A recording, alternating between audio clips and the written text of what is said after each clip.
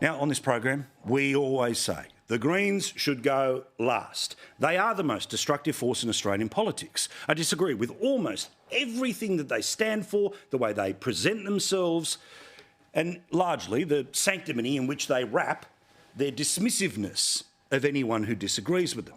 They believe in things that would change this country, in my belief, for the absolute worst. Now, of course, most recently, many people have buckled at their position when it comes to the war in Gaza. The Free Palestine and the rivers to the sea and the genocide and all the things that they've carried on within Parliament. But more importantly, remember, people like Senator Marine Faruqi have been photographed with people at protests who are holding up signs suggesting that the best place for the Jews is the bin. That's not advocacy for the innocent victims of what is happening in Gaza. There's no question about it.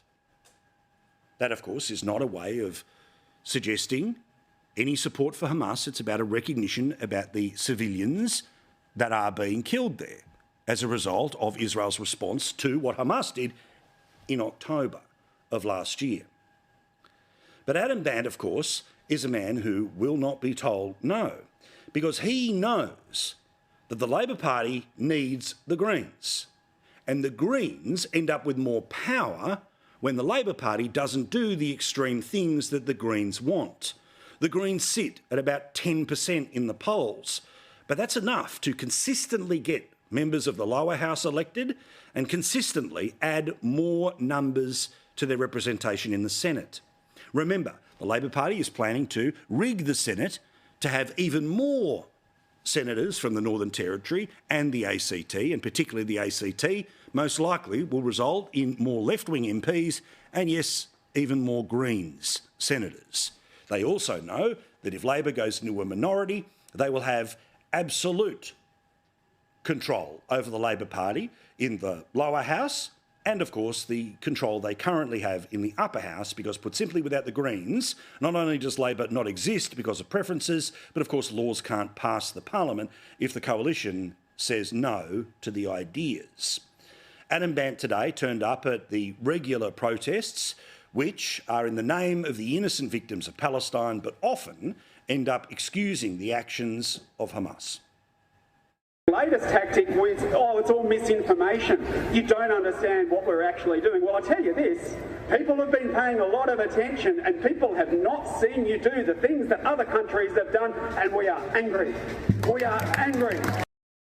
But it's not just this. There's a whole collection of other things where the Greens are just too extreme, where their ideas cost too much money, and the idea that, well, if you just keep shaking billionaires, eventually it'll pay for everything, doesn't actually add up. These are people who want to introduce taxes on turnover, not profit.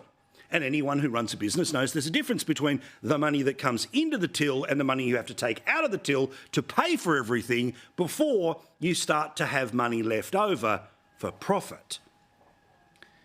This weekend, former Prime Minister John Howard agreed with what I said last week, which is the Greens have to go last. It is now a moral question. Now, Labor must put them last. The coalition must put them last. They are the worst option on the ballot. Now, if there are particular extreme, even further extreme examples, well then, OK, you can put them last. And then you get to the Greens. But certainly the Labor Party should be handing preferences to the Liberal Party before the Greens, and the Liberal Party should be handing preferences to the Labor Party before the Greens. There are smartasses inside the Liberal Party who think, give preferences to the Greens and then the Greens will win seats from Labor. Well, who does that help? Again, John Howard today. He's called for Peter Dutton and Anthony Albanese to adopt a common purpose and agree for the Liberal and Labor parties to put the Greens last on their how-to-vote cards because of their divisive policies. Mr Howard told the Weekend Australian that if the Liberal and Labor Party joined forces to put the Greens last at the next election, they could reject an unacceptable element of Australian politics. The Greens are the real extremists of Australian politics. Now, of course, Labor won't do it because, as I've told you, 70 seats of their 78 in the Parliament exist because of Greens' preferences. But let's see. That's why I never believe the fake fight when the Labor Party and this Prime Minister pretends to have issues with the Greens. If they truly have issues with the Greens, put them last and wipe them out.